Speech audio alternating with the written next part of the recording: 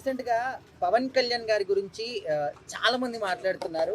చిన్న పిల్లల దగ్గర నుంచి పెద్దవాళ్ళ దగ్గర వరకి ఎవరికి ఏ కష్టం వచ్చినా కూడా ఆయనకే చెప్పుకుంటున్నారు. అంటే ఎందుకు పవన్ కళ్యాణ్ గారు ఒక్కడే కనిపిస్తున్నారంటే మీరేం చెప్తారు?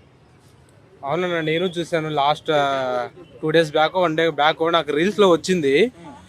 చిన్నపిల్లలు వాళ్ళ అమ్మ నాన్న చనిపోయారని చెప్పి వాళ్ళకి హెల్ప్ చేశారని చెప్పి. ఆ, నాకు అప్పుడు ఇప్పుడే కాదు, పవన్ కళ్యాణ్ అంటే నాకు అలాంటి విషయాల్లో చూసినప్పుడు పవన్ కళ్యాణ్ మీద చాలా రెస్పెక్ట్ పెరిగిపోయింది అన్న నాకు. ఈ పొలిటికల్ అని కాదు, యాక్చువల్గా నాకు పొలిటికల్ గురించి ఎక్కువ తెలియదు కూడా.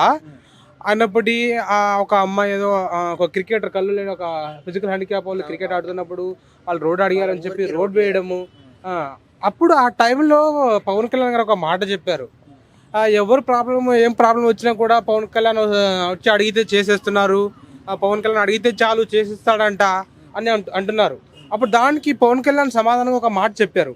ఏంటంటే, ఇలా చిన్న విషయాన్ని అది ఒక ఎమ్మెల్యే దగ్గర ఒక సర్పంచ్ దగ్గర అడగాల్సిన ప్రశ్నని డైరెక్ట్ ఒక డిప్యూటీ సీఎం దగ్గరకు వచ్చి అడిగారు, చేసేసారా అని.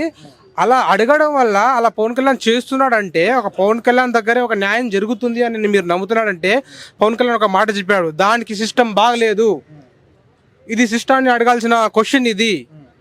ప్రతి చిన్న ప్రాబ్లంని పవన్ కళ్యాణ్ దగ్గరికి వెళ్ళి అడిగితే అప్పుడు దానికి అర్థం ఏంటి? సిస్టమ్ బాగలేదు, వాళ్ళ దగ్గరలో ఉన్న సిస్టమ్ బాగలేదు, సర్పంచ్ లీడర్ బాగలేదు, ఎమ్మెల్యే బాగలేడు. సో మనం ప్రజలుగా ఎప్పుడు ఏం నేర్చుకోవాలంటే, మంచి ఉండని చెడ్డ ఉండని ఏ పొలిటికల్ పార్టీ అయినా ఉండని మనం ప్రశ్నించడం మాత్రం వదిలేయకూడదు. బీజేపీ అయినా, కాంగ్రెస్ అయినా, వేరే తెలుగుదేశం పార్టీ అయినా, వేరే టీఆర్ఎస్ పార్టీ అయినా, ఏ పార్టీ అయినా సరే, ఏ లీడర్ అయినా సరే మనలో మంచి కనిపించవచ్చు ఆ లీడరు, కానీ లోపల ఎంత జరుగుతుందో తెలియదు. ఇప్పుడే మన అది ఈస్టర్న్ ఫైల్స్ అని బయట మనకు తెలుసో లేదు, ఇంటర్నేషనల్గా ఎంతోమంది మంచి వాళ్ళ పేరు బయటపడుతుంది. సో మనలో ఒక గుణం కాదు ఎప్పుడు ఉండాలి. మన అది ఒక లీడర్ నుంచి చూసి కాదు, ఆఖరికి పవన్ కళ్యాణ్ తప్పు చేసినా పవన్ కళ్యాణ్ని ప్రశ్నించే హక్కు మనకు ఉంది. అది పవన్ కళ్యాణ్ చెప్పాడు, అందరికి తెలుసు. అది నేను ఏ ఒక్కరికి వ్యతిరేకం కాదు, ఒక్కరికి నేను వాళ్ళకి పాజిటివ్గా మాట్లాడట్లేదు, నేను సపోర్టివ్గా మాట్లాడట్లేదు. మనం మారాలన్నా అందరికి గుర్తు చేస్తున్నాను, పవన్ కళ్యాణ్ గారు చెప్పినట్టే ఒక ప్రాబ్లం వచ్చింది అంటే, రోడ్డు బాగలేదంటే, మన ఊరికి కావాల్సిన నిధులు రావట్లేదంటే మనం కావాల్సిన సర్పంచ్ గారినో ఎమ్మెల్యే గారినో మనం అడగాలి, అది మన హక్కు. పవన్ కళ్యాణ్ గారు అది చెప్పాడు. అందుకే నాకు పవన్ కళ్యాణ్ అంటే చాలా గౌరవం పెరిగింది ఈ మధ్య. నాకు ఎక్కువ తెలియదు, నేను ఒక సినిమా నేను కూడా ఒక సినిమా వాడిని కాబట్టి నేను ఒక సినిమా వాడినిగా ఒక యాక్టర్గా అతన్ని అభినందించేవాడిని నేను.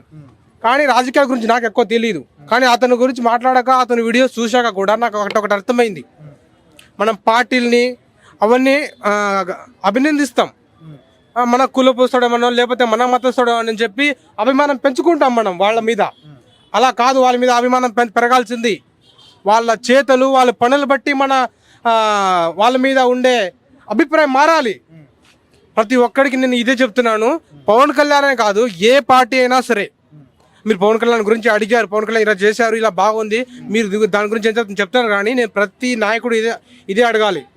ప్రతి నాయకుడిని అభిమానించండి, పర్లేదు, హీరోల కంటే ఎక్కువగా అభిమానించండి. కానీ ఒక పని జరగలేదు సరే, ఎంతైనా మన కులిపోతాడని చెప్పి అభినందించకూడదు, అడగాలి, క్వశ్చన్ చేయాలి, ఖచ్చితంగా క్వశ్చన్ చేయాలి.